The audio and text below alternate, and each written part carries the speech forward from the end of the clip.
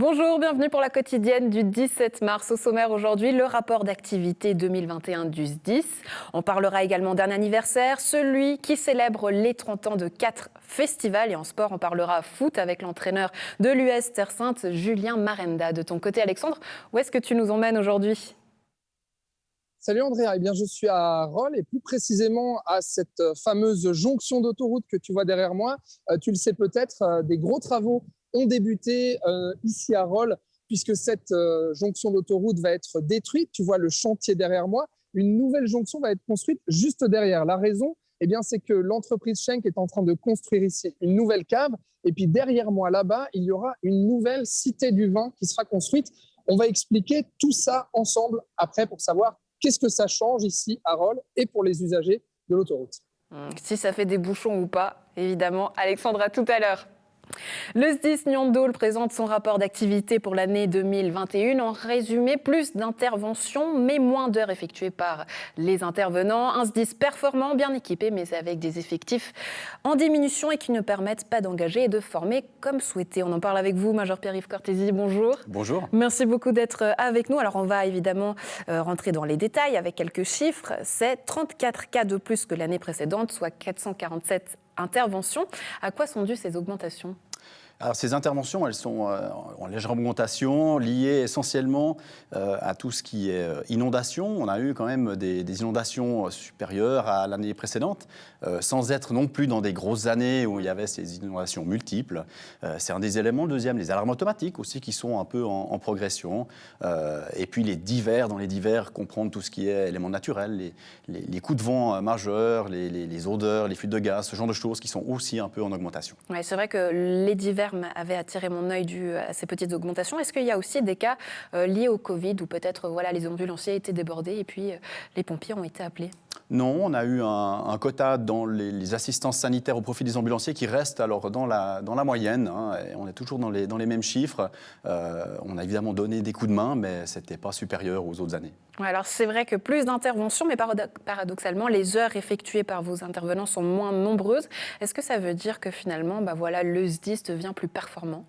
J'aimerais rester là-dessus. Effectivement, il est toujours plus performant, mais non, je pense que c'est essentiellement lié à moins de grosses interventions. On peut avoir des interventions qui vont durer très longtemps, qui vont demander beaucoup de monde, et là, ça a vite une incidence sur le nombre d'heures qui sont effectuées. Oui, alors autre chose, on va parler des effectifs. Vous êtes passé de 255 personnes en 2021 à 236 en 2022, avec des répercussions notamment sur les recrutements et la formation. Est-ce que vous pouvez nous expliquer ? Oui, alors cette diminution en fait, des effectifs est liée alors déjà à des gens qui arrivent en fin de carrière. Donc on a des gens qui doivent nous quitter. C'est toujours embêtant parce que c'est des gens qui sont pleins de connaissances, d'expérience, et ça c'est précieux.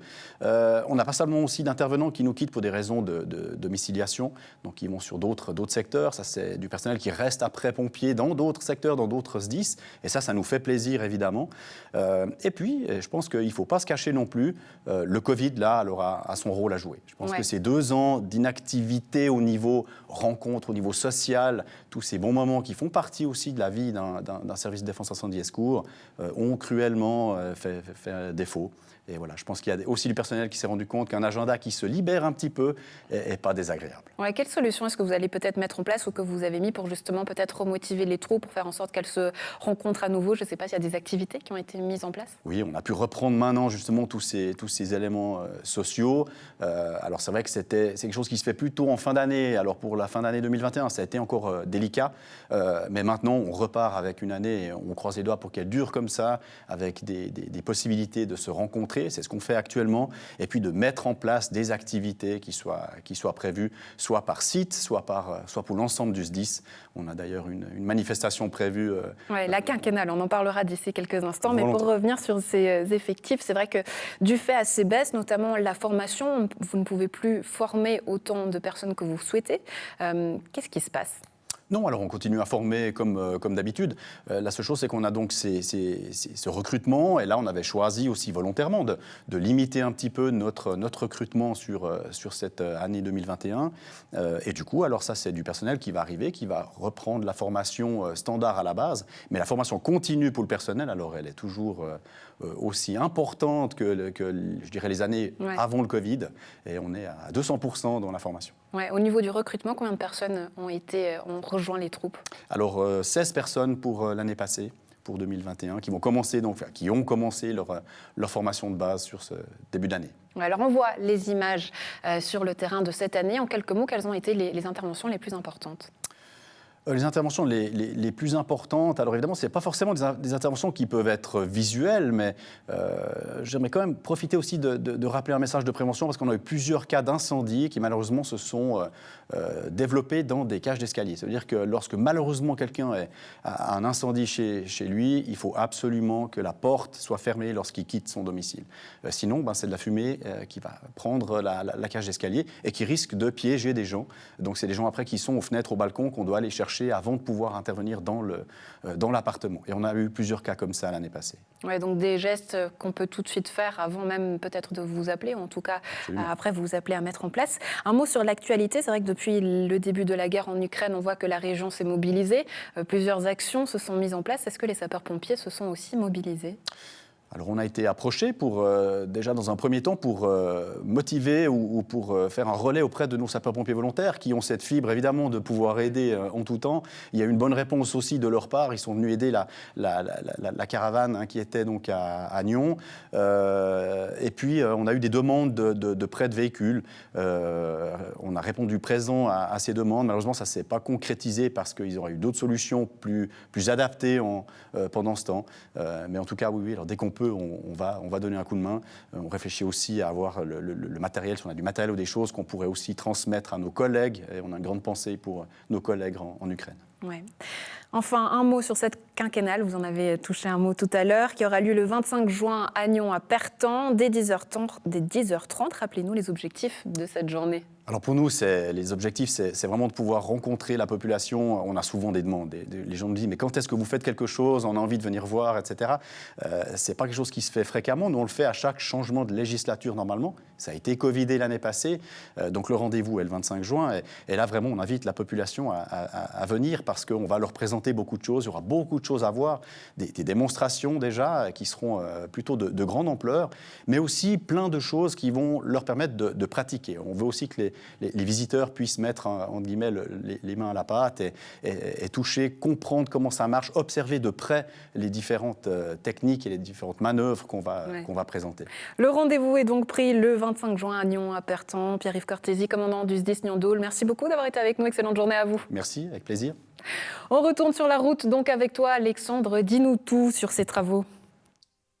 Oui, alors je suis toujours sur la jonction d'autoroute à Rolle, Andrea, et je suis en compagnie de Philippe Lacôte, qui est représentant au maître d'ouvrage pour l'entreprise Schenck. Alors, on voit derrière nous des pelleteuses. Voilà le fameux chantier qui a débuté donc la semaine dernière. On est parti pour 2 ans de travaux. Qu'est-ce qu'on voit derrière nous ? Qu'est-ce qui va être fait ? C'est quoi ces travaux, Philippe Lacôte ? Alors, ces travaux, ils ont pour but de déplacer la bretelle d'autoroute qui est aujourd'hui située sur la partie qui sera exploitée par Schenck SA. On voit là la démolition des anciens bâtiments qui étaient sur le site. Ensuite, ils vont construire la nouvelle sortie d'autoroute qui sera de l'autre côté du pylône électrique. Et puis après, ils vont disposer sur la descente de Rolle différents giratoires, un qui sera sur la partie sortie d'autoroute sur la partie Jura, le deuxième sortie d'autoroute en bas, et sur la partie du quartier qui sera construit avec la nouvelle cave et le quartier immobilier. Alors, je vais juste changer de caméra pour qu'on se rende un petit peu mieux compte, puisque vous nous avez amené des plans aussi. Donc, on voit derrière, donc en gros, cette bretelle d'autoroute ici va être recouverte par les nouveaux bâtiments. Et puis, la nouvelle bretelle d'autoroute sera derrière. Alors, concrètement, pour les usagers routiers, qu'est-ce que ça va changer ? Alors, on va avoir une meilleure... Attendez, je vais me mettre dans le bon sens. Une meilleure circulation pour la sortie d'autoroute venant de Lausanne. La bretelle d'autoroute qui est actuellement ici sera rehaussée en face de celle sortie de Nyon. Et on aura 3 giratoires l'un derrière l'autre pour permettre... À quelle perturbation il faut s'attendre pour les routiers ? Alors là, l'OFROU, qui est le responsable des travaux, a organisé une circulation chaque fois bien aménagée pour permettre une circulation normale, je dirais, du trafic, sans perturbation. Alors, évidemment, une réduction du trafic, de la vitesse du trafic sera nécessaire, mais toujours la circulation sera assurée. En revanche, sur l'autoroute, rien ne va changer. Il n'y aura pas de vitesse réduite à cette jonction. Non, normalement. Alors, il y aura peut-être une petite période où la bretelle, la jonction à la fin sera réalisée, mais pendant 1 année et demie, pas du tout de perturbation sur l'autoroute. D'accord, donc ça c'est une chose. Les 3 giratoires avec cette jonction d'autoroute qui va être rehaussée. Et alors derrière nous, ces travaux, donc il va y avoir la construction d'une cité du vin qui va s'étendre de ce chantier-là jusqu'au bâtiment Schenk. Voilà que vous voyez juste à notre droite. Concrètement, qu'est-ce qui va être construit ici ? Alors, sur la première partie qui se situe là, depuis la ligne à haute tension jusqu'à peu près au bâtiment Schenk, le premier bâtiment Schenk, on va construire une nouvelle cave pour notre exploitation. Ensuite, les travaux vont commencer au mois de mai à peu près, et puis se poursuivre jusqu'à fin 2024, là où on va commencer à exploiter le site. C'est la construction à la fois d'une nouvelle cave pour Schenk et puis d'un complexe immobilier aussi. Quelle est la raison derrière ce chantier ? Eh ben, c'est la valorisation du terrain, forcément, avec la partie gare. Et puis, ça, c'est un peu imposé par la LAT, le développement des habitations proches des commodités ferroviaires. Donc, on a la partie immobilière qui va être englobée avec la partie cave qui va être la Cité du Vin. Donc, on a une volonté de faire une synergie entre les deux projets qui n'en est qu'un, en définitive, pour rationaliser tout ce qui est consommation énergétique et autres. Donc, ça veut dire une expansion clairement de l'entreprise Schenk. Une expansion, une rationalisation, je dirais plutôt. D'accord. Et donc, les travaux vont se dérouler, il me semble, en 2 temps aussi, hein, sur ces 2 années, avec la route et puis ensuite le bâtiment et puis dernièrement la Cité du Vin. Il faut s'attendre à… Est-ce qu'il y a déjà une date pour la fin de ces travaux ? Bon, alors je dirais, pour la bretelle d'autoroute, elle est planifiée à peu près jusque, je dirais, juillet l'année prochaine. Ensuite, la partie cave, les travaux vont commencer encore cette année, au mois de mai à peu près, jusqu'à une mise en exploitation pour les vendanges 2024. Et donc, on peut rappeler aussi, je vais juste retrouver la caméra, voilà, on peut terminer en rappelant aussi que c'est un projet qui est conséquent, à hauteur de 9 millions de francs. Et puis, vous me disiez aussi, c'est un projet de longue date, ça fait plus de 10 ans que ce projet doit voir le jour. Hein. Voilà, le budget pour la bretelle d'autoroute, oui, mais après, il y a tout ce qui est Cité du Vin qui est à construire, mais c'est un projet qui a démarré la globalité, le plan de quartier, parce que tout ça fait partie d'un plan de quartier qui a démarré il y a plus de 10 ans. C'est bien. Ça. Donc ça y est, c'est lancé et c'est parti pour 2 ans. Philippe Lacote, merci beaucoup de nous avoir détaillé et expliqué tout ce qui va être fait ici à Rolle. Et ben voilà, Andrea, je pense que tu as tout compris maintenant. J'ai tout compris et je suis surtout étonnée. Tu es la seule personne qui est aussi enjouée d'avoir des travaux, parce que qui dit travaux dit forcément bouchon. Ça fait plaisir de voir ton optimisme. Merci Alexandre. Et de l'actu, on passe au sport. La compétition vient de reprendre pour l'US Terre Sainte avec une victoire et une défaite. On en parle avec l'entraîneur Julien Maranda. Bonjour. Merci beaucoup d'être avec nous. Alors une première partie de saison que certains estiment décevante, compliquée. Quel est votre avis ? Oui et non. Oui, décevante sur la première partie du début de saison, effectivement. Sur la suite, je ne crois pas. On a réussi à prendre des points, d'être en dehors de danger de relégation à la trêve hivernale. Donc, pour finir, le premier tour, c'est quand même bien déroulé. Alors, pour l'instant, vous êtes à la 10e place du classement général. Je crois que c'est une position que vous visez et que vous souhaitez garder pour la fin. Oui, il faut surtout éviter les 2 dernières places. Ça, c'est le plus important. Donc, si on peut rester, si on peut se stabiliser dans cette partie-là du tableau, ça sera parfait pour nous. Alors, plusieurs nouveaux joueurs sont arrivés, 3 belles pioches. Dites-nous quelque chose là-dessus. Oui, Drilon Pakaridze qui arrive de Lancy, joueur à plus de 150 matchs de Challenge League. C'est clair que pour nous, c'est un plus indéniable sur le plan technique, tactique, et surtout au niveau de l'expérience qu'il va amener dans le vestiaire et au sein du groupe. Ensuite, on a Ntongo, Iselin, qui avait déjà évolué quelque temps à Terre Sainte, qui est parti ensuite faire ses armes un petit peu ailleurs. C'est un retour aussi important sur le plan offensif pour nous. Et puis nous avons également Junior Amougou, qui avait également passé par l'US Terre Sainte il y a quelques années, qui était aussi acquérir un peu d'expérience ailleurs et qui nous vient de Vevey. Ouais, qu'est-ce que ça veut dire peut-être ces allers-retours qu'on est bien à l'US Terre Sainte ? Oui, ça veut peut-être dire qu'on est bien, que c'est surtout un club très familial, Ouais. avec des valeurs humaines. Et peut-être que les joueurs ont besoin de ça aussi à un certain moment, et surtout avec les périodes qu'on vient de vivre. Ouais. Alors c'est vrai qu'il y avait cette jolie victoire 3-1 contre Lancy, un ancien joueur aussi de Lancy. Est-ce que ça a mis peut-être un petit challenge, une petite piqûre comme ça supplémentaire? Pour lui, sûrement, Ouais. oui, c'est clair. Oui, belle victoire à Nancy, hein, victoire qui n'était pas forcément programmée au début de saison. Si on nous avait demandé de signer pour faire 1 point, on l'aurait fait, on fait 3. Donc ça, c'est très bien pour nous. Malheureusement, le week-end dernier, on n'arrive pas à enchaîner et à concrétiser un petit peu ce bon premier match de Lancy en perdant 1-0 contre Échalon. Mais on méritait mieux sur cette rencontre. Donc il faut continuer. Et puis espérons que ce week-end, on puisse prendre des points. Ouais, alors ce week-end, avant d'en parler justement aujourd'hui, sur quels aspects est-ce qu'il faut travailler selon vous encore? Il faut continuer d'être très courageux, très solidaires les uns avec les autres. On doit surtout bien défendre parce que actuellement, on affronte des équipes de haut tableau, donc des équipes qui ont plus de possession normalement que nous sur une partie. Donc on doit bien défendre ensemble, et être capable dans les transitions de faire mal à l'adversaire. Ouais, des favoris aussi, c'est vrai que ce week-end, vous venez de le dire, le match face à Meyrin, une très grosse équipe. Là, quelle sera la stratégie pour vous?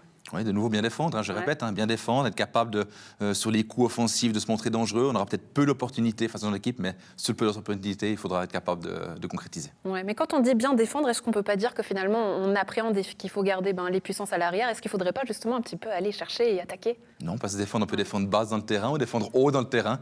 Et nous, on va trouver la solution ce week-end pour pouvoir mettre Meyrin en difficulté. On espère en tout cas. Un mot sur l'Assemblée générale qui s'est tenue hier soir.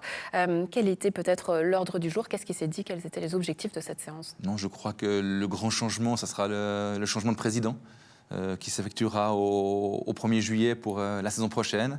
Donc le départ d'Ali Guecoq, que je profite de remercier ici pour l'engagement depuis toutes ces années au sein du club. Une figure, une personnalité aussi. Ouais. Complètement, avec Nicolas Albi, qu'il ne faut pas oublier, vice-président, c'est très important. Et l'arrivée de Thomas Kupfer, qui arrive avec plein de dynamisme, avec plein de nouveautés, de nouvelles idées. Et je pense qu'il sera capable aussi de redynamiser le club afin d'aller de l'avant. Ouais, est-ce que peut-être on peut déjà donner un petit avant-goût sur qu'est-ce qu'elle pourra apporter avec sa patte de différent, en tout cas ses objectifs à lui?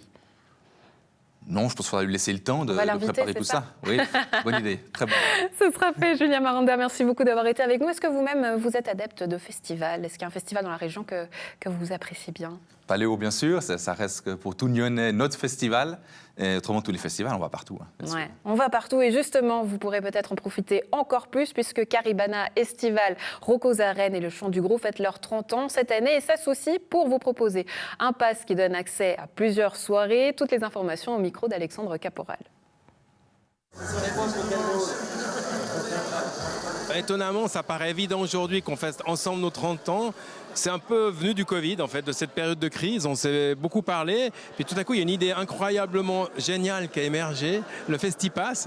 Pour 120 francs, on a accès à 4 festivals romans, avec chacun leur spécificité locale, leur accent différent. Des gens d'autres contrées qui pourront voir d'autres personnes tout aussi attachantes. Et puis, c'est une soirée à choix dans chaque festival. Évidemment, nous, dans le Jura, on est toujours partants pour faire la fête et puis s'associer à ce genre de conneries, on va dire. Parce qu'au départ, on se dit, oh là là là là, comment on va mettre ça sur place? Comment on va mettre ça en place? Et puis du coup, je trouve que c'est génial, quoi. C'est génial et ça démontre surtout que 4 festivals peuvent collaborer ensemble. Là, ça faisait 2 ans qu'on ne se voyait plus et quand même aussi un peu le besoin de se remotiver ensemble comme une équipe pour relancer cette nouvelle édition en 2022. C'est pas facile de redémarrer après 2 ans et je pense qu'on a eu beaucoup d'échanges aussi téléphoniques qui nous ont bien motivés les uns et les autres. Est-ce que ce Festipass, il vient peut-être d'une difficulté des festivals à remplir la billetterie? Je pense pas. En tout cas, alors Caribana, on n'est pas plein tous les soirs, mais on est pratiquement à 3/4 plein. Et les autres confrères, nos amis, eux, ils sont pratiquement pleins tous les soirs. Donc ça vient vraiment pas de ça. C'est vraiment l'idée d'un grand cadeau, un ouf de redémarrage après cette période terrible. Eh bien, on veut vraiment montrer aux gens qu'on les aime. Et puis c'est un cadeau, une belle surprise aussi pour les festivaliers. Est-ce qu'à l'avenir, ça veut dire être davantage soudés entre festivals romans et créer ces cohésions-là? Peut-être les nouvelles générations vont travailler peut-être plus ensemble sur les projets.